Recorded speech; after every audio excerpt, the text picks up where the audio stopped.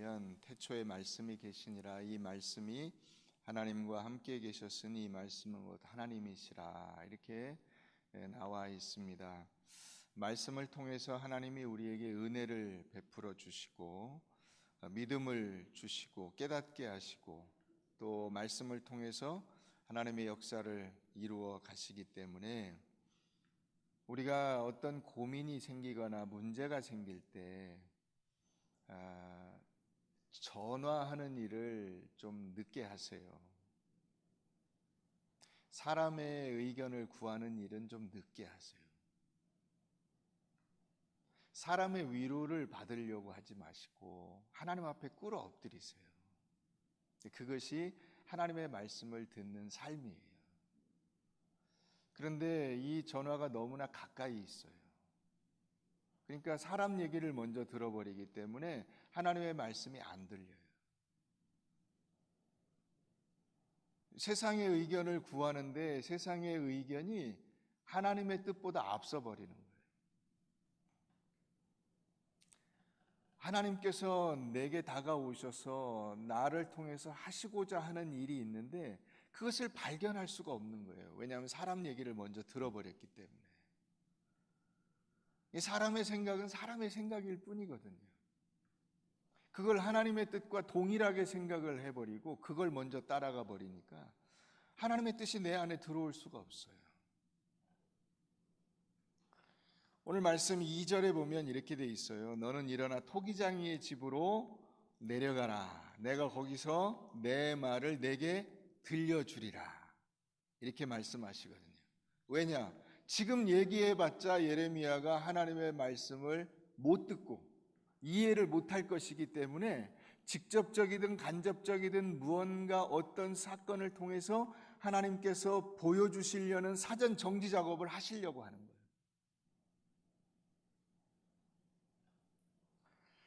여러분, 우리가 하나님의 말씀을 듣지 못하는 이유를 두 가지로 정리해 볼 수가 있어요. 하나는 뭐냐면 내 생각이 하나님의 생각보다 더 커요. 여러분, 집에서 흔히 일어나는 일이죠. 이상하게 남편들은 귀가 안 좋아요. 그래서 텔레비를 볼 때 크게 틀어놔요. 아내가 뭐라고 하면 그 소리를 못 듣습니다. 아내가 드디어 고함을 치기 시작했을 때야 귀를 열어요. 뭐라고? 못 들었는데? 그렇죠. 그게 여러분 우리의 모습이에요. 우리가 세상의 소리를 먼저 크게 듣고 내 생각을 듣고 있기 때문에 하나님이 말씀하시는 그 세미한 음성이 안 들리는 거예요. 내 생각이 커지니까요. TV 소리가 커지니까 하나님의 음성이 안 들려요. 여러분, 애들하고 대화를 나눠보셨죠? 애들 중에 특히 또 더 나를 닮아서 그 남편이나 혹은 아내를 닮은 거 아니에요. 나를 닮은 거예요. 나를 닮아서 고집이 세요. 그 고집 센 아이하고 이야기를 나눠보셨어요? 어떤 얘기를 해도 안 들어요. 그때 얘기하죠. 야, 네가 나중에 아마 엄마 말이 옳았다 혹은 아빠 말이 옳았다는 것을 알게 될 거야. 그렇죠. 나중에서야 알게 됩니다. 그때는 내 생각이 너무 컸기 때문에 엄마의 이야기가 아빠의 이야기가 들려오지 않아요. 두 번째 이유는 인생의 경험이 부족할 때 하나님의 말씀을 이해하지 못합니다. 여러분, 그래서 하나님께서 이 성경책을 주신 거예요. 우리가 신앙적 경험이 부족하기 때문에 신앙적 경험을 다른 사람들의 간접 경험을 통해서 내가 이해할 수 있도록 하기 위해서. 그러니까 내 인생의 경험이 부족할 때 하나님의 말씀을 내가 많이 읽고 그 말씀을 묵상하면 이 성경에 나와 있는 수많은 사람들의 경험이 내 경험이 되는 거예요. 제가 이사 예배를 이렇게 가게 되면 찬송가 301장 지금까지 지내온 것 주의 크신 은혜라 이걸 불러요. 그러면은 그 옆에 이제 그 유치원 다니는 조그만 아이들도 그걸 같이 따라 부르는 경우가 있어요. 그 어떤 땐 그걸 보면 참 웃겨요. 왜냐하면 유치원 지금 4살, 5살, 6살 먹은 아이가 지금까지 지내온 것 주의 크신 은혜라. 아니 뭘 한다고 지가 뭘 한다고 지금까지 지내온 것 주의 크신 은혜예요. 그게 사실 부르긴 부르는데 이 경험 요소가 부족하기 때문에 제대로 아마 느끼지 못할 거예요. 그 어떤 이야기가 내게 들려오려면 내가 그런 경험이 좀 있어야 이해가 돼요. 그래서 동병상련이라는 말이 있는 거예요. 내가 병을 앓고 있을 때 그 병을 앓고 있는 사람의 이야기가 귀에 딱 들어오는 거예요. 아, 그렇구나. 너도 고생이지, 나도 고생이야. 어떤 집에 그 강도가 들어왔어요. 손들어, 움직이면 쏜다. 근데 한쪽 손만 올린 거예요, 주인이. 왼쪽 손도 올려! 그랬더니 신경통이라 이게 안 올라가는데. 그랬더니 강도가 나도 신경통인데. 그래서 둘이 앉아가지고 밤새 이야기하고 밥 먹고 헤어졌다는 거냐, 그냥. 이게 신경통인데가 이게 귀에 탁 들어오는 거예요. 왜요? 내가 그 경험을 하고 있거든요. 오늘 토기장이의 집에 예레미야가 갑니다. 그래서 예레미야가 그 토기장이 집에서 보는 게 뭐냐? 거기 농로라는 거예요. 3절에 나오죠. 이 농로는 뭐냐면 이게 동그란 판같이 돼 있어서 이 토기장이가 발을 굴르면 이게 바퀴가 돌아가서 판이 이렇게 막 돌아가는 거예요. 아시죠? 뭔지? 예. 거기에 이제 진흙을 올려놓고 진흙덩이를 이렇게 빚어가면서 그걸 돌리기 시작하면 이게 일정한 모양으로 이제 빚어지는 거죠. 그걸 보게 된 거예요. 거기서 이 예레미야가 깨닫게 된 것이 뭐냐? 아, 하나님은 토기장이이고 내가 진흙이구나. 예레미야는 그것을 보기 전까지 어떻게 생각했냐면 자기가 토기장이라고 생각을 했어요. 그래서 자기 인생이라고 하는 그릇을 자기가 빚어간다고 생각을 한 거예요. 내 인생은 내가 빚는 것이 뭐 누가 빚어줘 이거를. 그렇게 생각을 했는데 가서 토기장이가 그 그릇을 만드는 모습을 딱 보고 나서 깨닫게 된 것이 뭐예요? 아, 하나님이 토기장이시고 나는 진흙이구나. 하나님이 나를 빚어주셔야만 내가 빚어지는 거구나. 여러분, 우리가 이 예레미야와 똑같은 착각을 많이 하고 살아요. 아, 내 인생은 뭐 내가 만들어가는 것이지. 민혜경이 불렀잖아요. 내 인생은 나의 것. 기억나세요?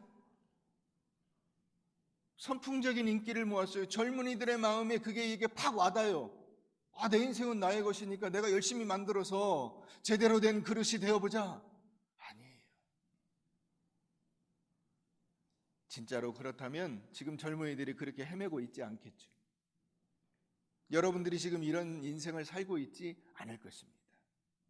지금 이 인생이 잘못됐다는 것이 아니라 적어도 여러분들이 꿈꾸던 그 모습은 아니라는 것이지.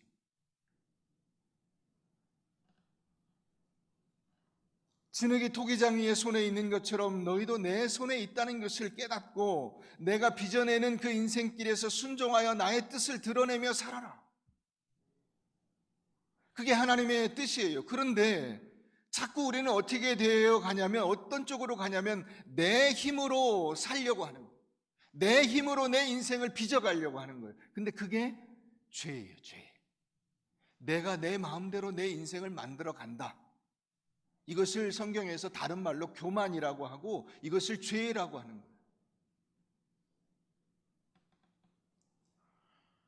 내가 내 인생을 하나님의 뜻에 합당하게 맞춰 갈 때 하나님이 나를 들어 사용하시고 하나님의 뜻에 합당한 그릇으로 나를 인도해 주시는 거거든요. 전에 TV에서 이 도자기 장인에 관한 이렇게 모습을 본 적이 있습니다. 한 1시간 동안 이제 막 유명한 우리나라의 도자기 만드는 장인인데 이 사람이 만든 도자기는 뭐 최소한 막 몇백만 원, 비싼 것은 몇천만 원씩 해요.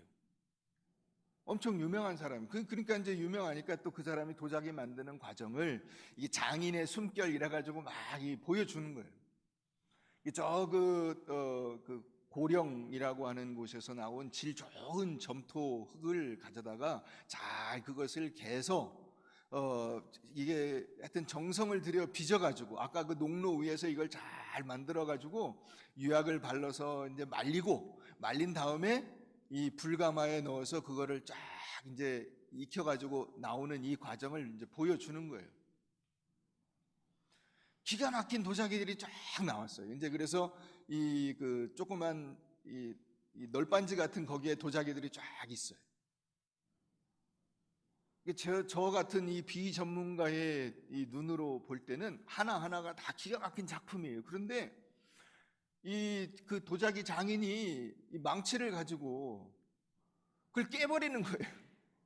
그러니까 이제 그 작가인지 기자인지 그 사람이 물어요. 이거 왜 깨냐고. 이게 하나에 몇백만 원씩 하는 이렇게 그런 귀중한 도자기를 만드셔 놓고 왜 이걸 깨십니까? 그랬더니 그 사람이 그러는 거예요. 내가 마음에 안 드는 도자기가 내 이름으로 돌아다니는 것이 싫습니다. 또 이 내 마음에 안 드는 도자기를 깨야만 더 좋은 도자기가 나옵니다. 이렇게 이야기를 해요. 여러분, 우리를 하나님의 마음에 합한 사람으로 만들기 위해서 하나님께서 이 우리라고 하는 이 그릇을 깨시는 거거든요. 그것이 깨어져야만 우리가 더 좋은 그릇으로 만들어질 수 있습니다. 믿으십니까? 자, 오늘 말씀에서 굉장히 중요한 단어를 저희가 두 개를 살펴볼 거예요. 하나는 4절에 나옵니다. 4절.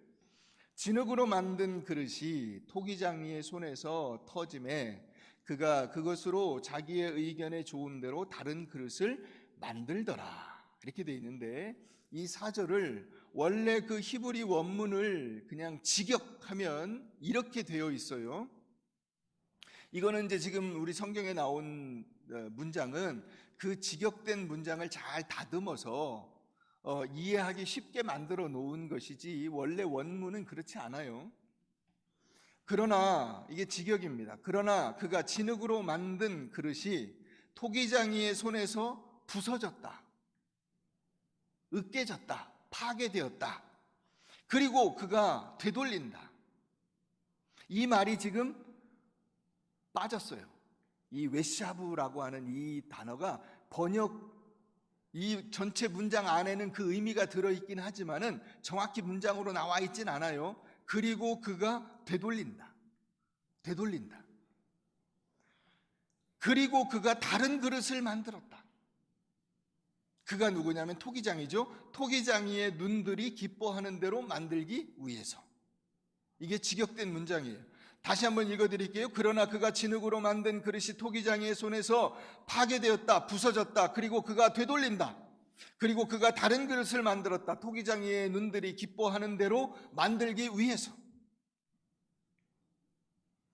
여기에 빠진 것이 뭐라 그랬어요? 문장 번역에서 빠진 것이 그가 되돌린다. 그게 어디에 이어지냐면 터짐의 뒤에. 이 터짐에가 부서짐에, 파괴됨에 그 뜻이에요.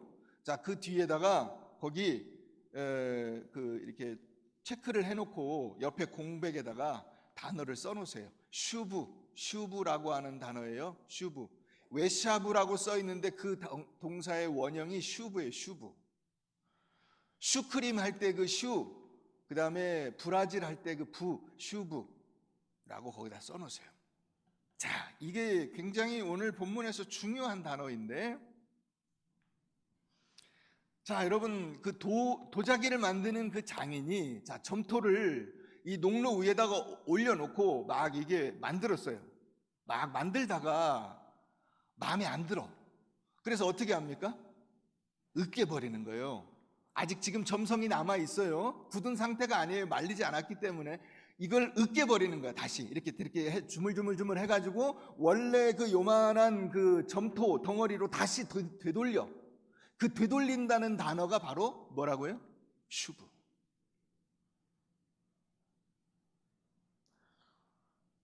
그 진흙을 다시 깨서 새로 자기 마음에 드는 더 좋은 그릇을 만들기 위해서 그 토기장이의 눈에 더 좋은 마음에 쏙 드는 그릇을 만들기 위해서 되돌려.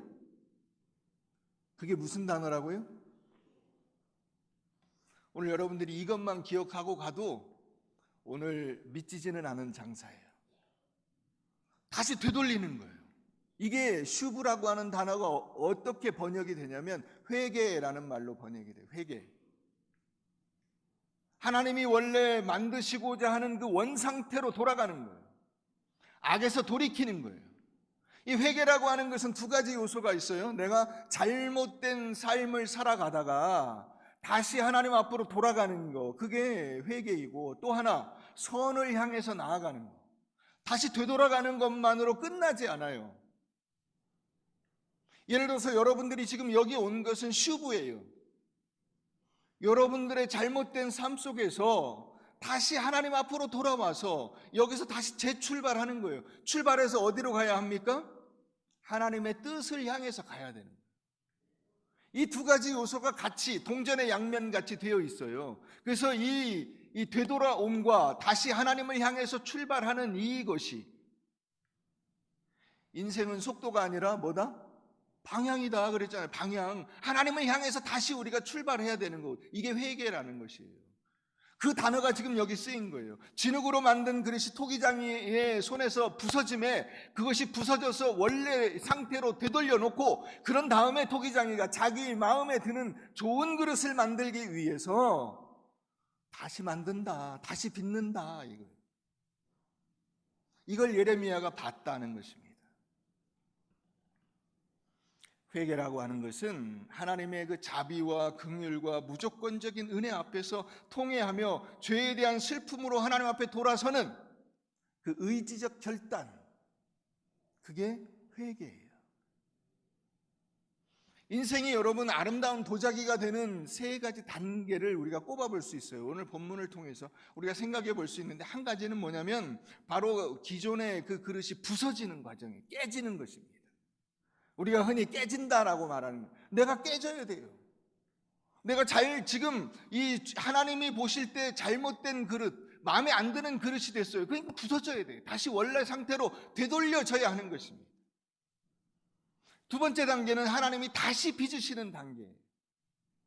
그러니까 우리가 회개하고 주님 앞에 나와서 회개하고 다시 하나님의 말씀을 붙드는 이 과정이 뭐냐면, 내가 깨어지고 다시 하나님께서 나를 빚으시는 과정이에요.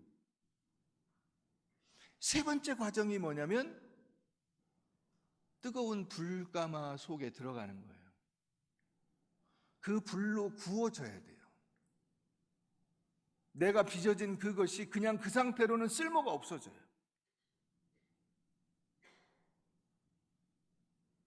불가마 속에 들어갔다 나오지 않으면 어떻게 됩니까? 그릇이 약해서 힘이 없어서 그냥 물만 부어도 이게 물이 이렇게 흐물흐물 돼가지고 못 쓰는 그릇이에요. 그래서 어떻게 돼야 돼요? 뜨거운 그 1000도가 넘는 그 불가마 속으로 들어가서 거기서 그걸 견디고 나와야 되는 것입니다. 여러분, 여러분들의 인생을 한번 생각해 보세요.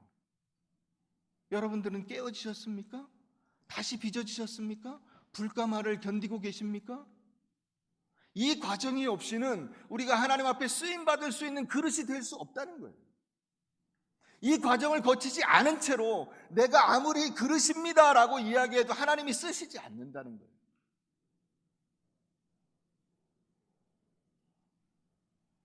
자, 두 번째 또 다른 단어가 있어요. 중요한 단어가 있는데 8절 한번 가봅니다. 8절 한번 다 같이 읽어보겠습니다. 시작.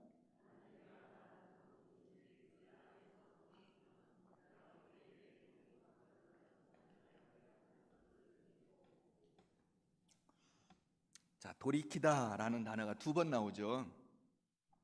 그죠? 그 민족이 그의 악에서 돌이키면. 자, 이 돌이키다는 단어를 우리가 4절에서 살펴봤죠. 뭐라 그랬어요? 슈브. 이 앞에 있는 돌이키다는 슈브예요. 그런데 뒤에 있는 돌이키다는 슈브가 아니에요. 앞에 있는 돌이키다는 누가 돌이키는 거예요? 인간이 돌이키는 거예요. 그 단어가 달라요. 인간이 돌이키는 것은 슈브예요. 인간이 회개해야 돼요. 하나님 앞에 돌아와야 돼요. 원상태로 하나님 앞에 와서 하나님이 만져주시는 대로 다시 빚어져야 돼요. 그게 슈브예요. 근데 이 뒤에 있는 돌이킴, 내가 그에게 내리기로 생각하였던 재앙에 대하여 뜻을 돌이키겠고, 이 돌이킴은 나함이라고 하는 단어예요. 나함. 그 돌이키겠고 밑에다가 써놓으세요. 나함. 자, 인간이 슈브하면 하나님이 나함 하신다. 인간이 뜻을 돌이켜 하나님 앞에 회개하고 돌아오면 하나님께서도 심판을 철회하신다. 예정된 벌을 내리시지 않기로 마음을 돌이키신다. 그 뜻이.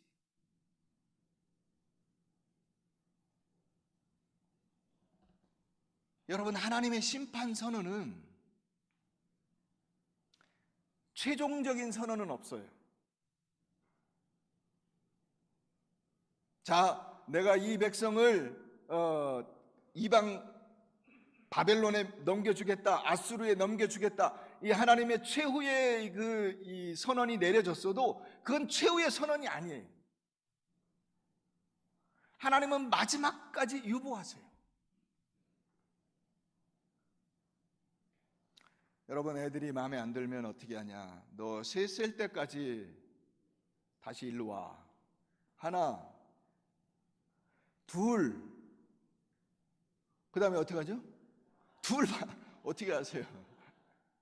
둘 반. 그 다음에 반.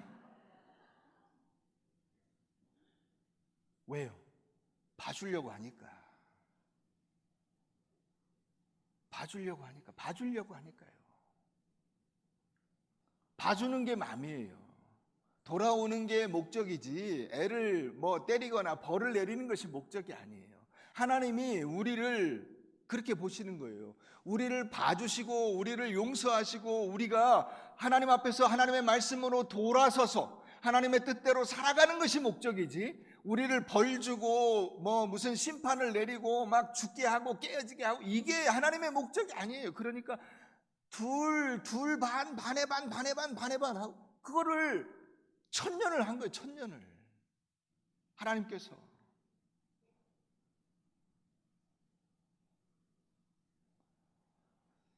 심지어는 아합도 살려주시잖아요. 아합이 회개하니까 살려주시잖아요. 우리 눈으로 보면 도저히 아합은 용서받을 수 없는 왕이에요. 왜요? 자기 혼자만 우상을 섬기고 자기 혼자만 죽는 것이 아니라 백성들을 다 죽게 만든 거잖아요. 우상을 섬기게 만들고 곳곳에 산당을 만들고 온 나라가 그냥 우상 천지가 되게 만들고 하나님을 배반하고 하나님의 뜻대로 살지 못하도록 막은 사람 아니에요. 그런데 그 아합도 회개할 때 하나님이 용서해 주시고 살려 주시고 목숨을 연장시켜 주시고, 그 어떤 하나님의 그 최후의 선언도 최후가 아니에요. 이게 나함이라고 하는 단어가 가진 뜻이에요. 나함은 어떤 의미가 있냐면 부모의 한숨이에요. 이게 숨을 쉬는 것과 관련이 있는 단어거든요. 부모가 볼 때 자식이 부모의 뜻에 합당치 않게 움직이고 있어요. 그런 부모가 어떻게 하죠? 아이고, 저 자식이 돌아와야 될 텐데, 이거예요. 그게 나함이라고 하는 단어예요. 슈브하지 않을 때, 인간이 돌이키지 않을 때, 다시 원래의 상태로 되돌아오지 않을 때, 회복하지 못하고 있을 때, 그 부모의 한숨, 그게 나함이에요. 야, 네가 빨리 돌아와야 되는데 정신 차려라. 이놈아, 네가 그러고 있으면 안 돼. 돌아와야 돼. 한숨을 내쉬면서 자식에게 내뱉는 말, 그게 나함이에요. 네가 돌아오기만 하면 내 뜻을 돌이키마. 여러분, 성경에는 사울이라고 하는 사람이 2명이 나옵니다. 2명? 한 명은 이 기원전 1000년경쯤에 살았던 사울 왕이에요. 그로부터 1000년 후에 살았던 사도 바울이 있어요. 둘 다 베냐민 지파예요. 아주 훌륭한 사람들이에요. 이 개인적인 어떤 그 됨됨이를 볼 때는 부족함이 없어요. 그런데 앞에 있는 그 사울 왕은 하나님께서 그를 깨셔서 새로운 그릇으로 빚어가려고 하셨지만 돌이키지 않았어요. 슈브하지 않았다, 이 말이에요. 그래서 하나님께서 나함을 선언하셨어요. 자, 그 나함은 둘 반에 둘 반, 반에 반, 반에 반에 반 이걸로 계속 가시는데 사울 왕이 끝까지 돌이키지 않으니까 결국 죽게 됩니다. 하나님이 그 그릇을 그냥 던져버리신 거예요. 그러나 1000년 뒤에 있었던 이 또 다른 사울, 사도 바울이 된 그 사울은 돌이킵니다. 예수님을 만나서 주여 누구십니까? 나는 네가 박해하는 예수야. 아, 그렇습니까? 거기서 깨어지죠. 그 깨어짐이 이 사울이 사도 바울이 되는 밑바탕이에요. 여러분, 그 동시대에 이 사울이라고 하는 인물보다 더 훌륭한 인물, 신앙적으로 훌륭한 인물이 누가 있었습니까? 스데반이라고 하는 인물이 있었어요. 그런데 하나님은 이 스데반이라고 하는 인물을 사울을 깨는 데 쓰십니다. 그 사람을 데려다가 하나님의 그 이방인을 위한 사도로 쓰시지 않고 그렇게 말 잘하고 설교를 기가 막히게 하는 이 스데반을 사울을 깨는 데 쓰시고는 정작 사울을 가지고 하나님의 뜻을 드러내는 귀한 그릇으로 사용하시는 거예요. 여러분, 우리가 어떻게 하나님의 그릇으로 쓰임받을 수 있는가를 생각을 해야 돼요. 말씀을 한 절 보십시다. 고린도 후서 4장입니다.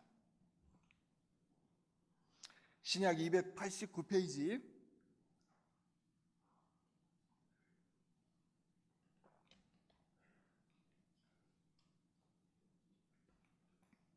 고린도 후서 4장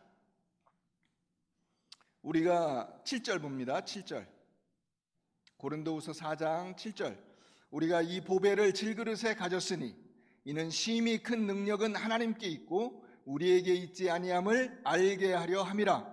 우리가 사방으로 우겨쌈을 당하여도 쌓이지 아니하며 답답한 일을 당하여도 낙심하지 아니하며 박해를 받아도 버림받지 아니하며 거꾸로 뜨림을 당하여도 망하지 아니하고 우리가 항상 예수의 죽음을 몸에 짊어짐은 예수의 생명이 또한 우리 몸에 나타나게 하려 함이라. 여러분, 더운데 집에 들어와서 목이 말라요. 여보, 나 물 한 잔만 줘. 자, 물 좀 줘. 그러면은 물을 어디에 담아줍니까? 여기 담아주죠, 그죠? 자, 물 좀 줘. 근데 이 물만 줍니까? 물을 어떻게 주죠, 물을? 그릇에 담아줘야 돼요. 그릇에. 물 좀 줘. 자, 필요한 것은 물인데 뭘 주냐면 병을 주거나 이 컵을 줍니다. 그게 무슨 말이냐? 여러분, 예수를 내놔보세요. 근데 예수를 어디에 담아야 하냐면 바로 나라고 하는 그릇에 담아야 돼요. 예수를 그냥 줄 수가 없어요. 그러니까 사람들이 안 받잖아요. 예수라고 하는 어떤 물질을, 예수라고 하는 좋은 것을 사람들에게 줘보세요. 자, 예수 받아라. 받습니까? 안 받아요. 예수 필요 없어. 너나 가져라. 어디에 담아줘야 돼요? 나라고 하는 그릇에 담아줘야 돼요. 예수를 나라고 하는 그릇에. 우리는 질그릇인데 여기에 질그릇이 멋있어서 질그릇이 아니고 질그릇은 보잘것없는 그릇이잖아요. 우리가 멋진 대우를 받을 수 있는 길은 예수라고 하는 이 보배가 담겨야 돼요. 예수라고 하는 보배가 담겨야 내가 비로소 시원함을 경험할 수가 있어요. 목이 마른데 이 그릇이 없이는 그 상대방에게 물을 줄 수가 없고요. 그죠? 인천 앞바다가 사이다라도 뭐가 있어야 돼? 곶부가 있어요. 이 곶부가 있어야 돼. 곶부. 여러분들의 인생이 곶부예요. 여러분들의 인생이 곶부야. 예수라고 하는 바다 사이다가 있는데 그걸 떠서 줄 그릇이 없어요. 때로 하나님은 우리에게 담길 수 없는 것을 담아요. 예를 들어서 마리아는 동정녀였습니다. 그런데 그 동정녀에게 아기를 담았어요. 동정녀는 원래 아기를 담을 수 없잖아요. 유부녀야 아기를 담을 수 있잖아요. 그런데 그 동정녀에게 아기를 담습니다.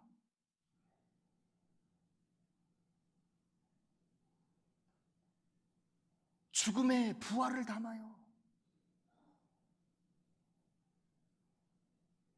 죽음에 어떻게 생명을 담습니까? 그런데 하나님은 그걸 담으시거든요. 여러분들이라고 하는 그릇에다가 여러분 아내를 담고 남편을 담고 자식을 담고 이 교회를 담는 거예요. 근데 내가 그것을 담으려면 내가 깨어지고 다시 빚어져야 되는 거예요. 그걸 담을 수가 없어요. 원래 상태로는 되돌려져야 돼요. 슈브해야 됩니다. 이 슈브의 과정이 없이는 절대로 내가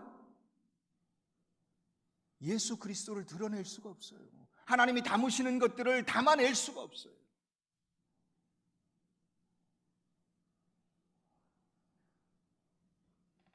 나라고 하는 작은 그릇에 하나님, 예수님을 담아내는 그릇이 된다는 것이 여러분 얼마나 영광스럽고 놀라운 은혜입니까? 그런데 많은 분들이 이 담아내는 이것을 하지 못해요. 깨어지는 것을 하지 못합니다. 내가 깨어져야만 나라고 하는 그릇에 예수를 담을 수 있는데 깨어지려고 하지 않아요. 그러니 어떻게 하나님이 쓰십니까? 슈브하지 않기 때문에 하나님께서 쓰실 수가 없는 거예요.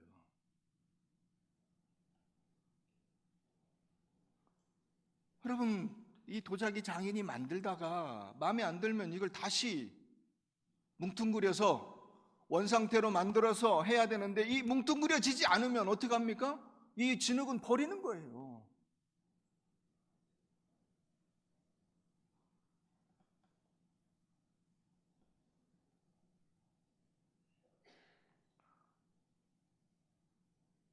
우리의 삶에 십자가를 담으시고 우리가 새롭게 변화된 삶을 살아갈 수 있도록 만드시기 위해서 우리가 다시 되돌려지기를 원하시는 것이 하나님이십니다.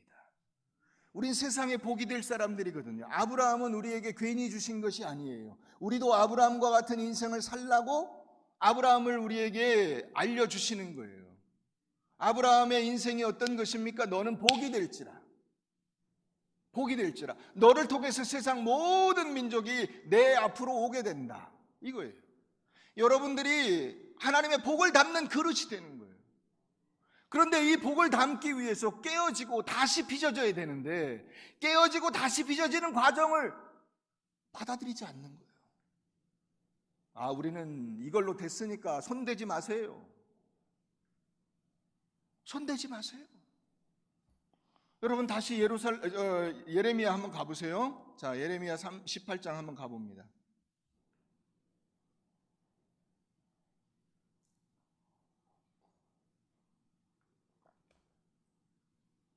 12절 다 같이 읽겠습니다. 12절 시작.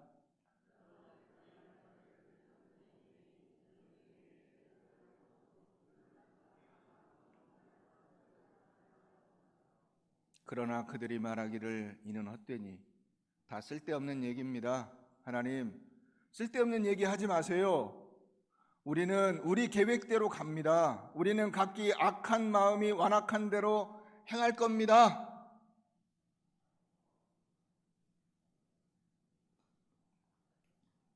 하나님이 자, 둘 반, 반의 반, 반의 반의 반 이러고 계시는데 그거 해봤자 소용없는 짓이에요. 안 갈 겁니다. 이러고 있는 거예요. 되돌아가지 않을 겁니다. 제 마음대로 갑니다.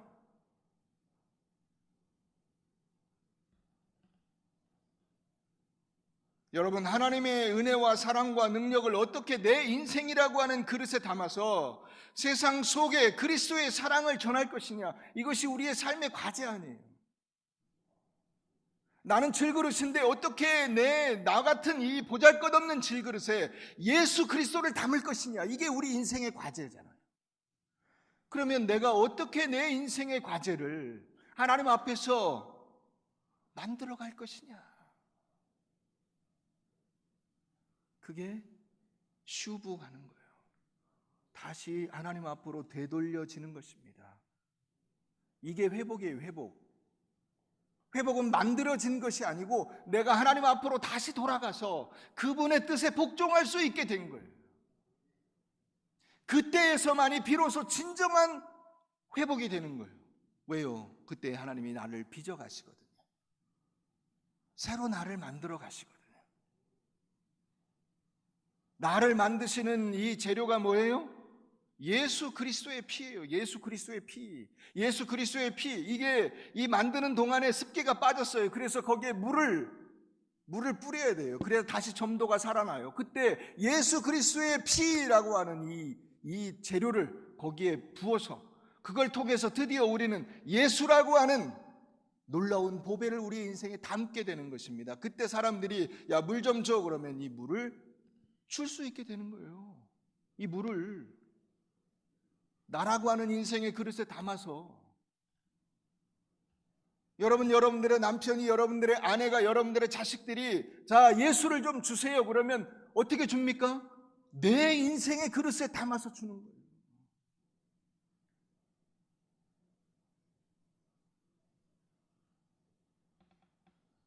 하나님은 더 아름다운 것, 더 귀한 것, 더 훌륭한 것, 더 많은 것을 담아서 하나님을 잘 드러낼 수 있도록 나라고 하는 그릇을 깨시는 것입니다. 여러분 깨어지셔야 돼요. 하나님이 깨실 때 깨어지세요. 그때 비로소 우리는 예수 그리스도의 피로 다시 빚어져서 그 예수를 담는, 하나님을 담는 하나님의 작품이 되는 것입니다.